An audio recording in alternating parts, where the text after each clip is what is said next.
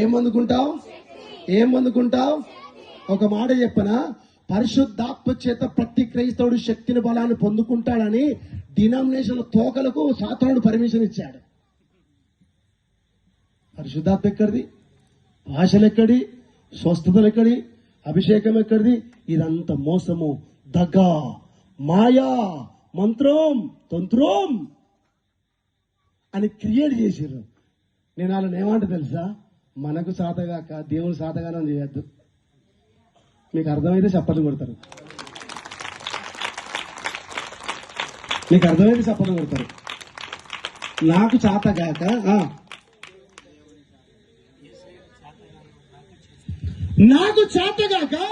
ఆయన చాతగానం చేసి సింహాసనం మీద కూర్చోబెడుతున్నావు కట్టేసి. ఆయన అప్పుడు చేసిండు, ఇప్పుడు చేయడు. ఆయన అప్పుడు బతుకున్నాడు, ఇప్పుడు బతికలేడు. అన్ని అప్పుడు ఆగిపోయినాయి, ఇప్పుడు లేవు. దేవుడు చేసేది ఏవి ఆగిపోవు, అవి సాగిపోతూనే ఉంటాయి. చప్పలు కొట్టాలి. ఆగిపోవు దేవుడు చేసేది. నీవు నేను చేసేది బ్రేక్ ఆగిపోతాయి, కానీ నా దేవుడు చేసేది ఆగిపోవు, అవి సాగిపోతూనే ఉంటాయి.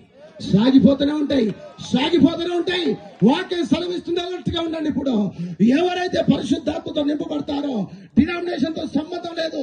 డినామినేషన్ నువ్వు నేను కల్పించుకున్నాం, దేవుడు కల్పించలే. నా దేవునికి డినామినేషన్ తో సంబంధం లేదు బిడ్డ. ఏ డినామినేషన్ పర్లేదు, కానీ నువ్వు ఖచ్చితంగా పరిశుద్ధాత్మతో నింపబడాలి.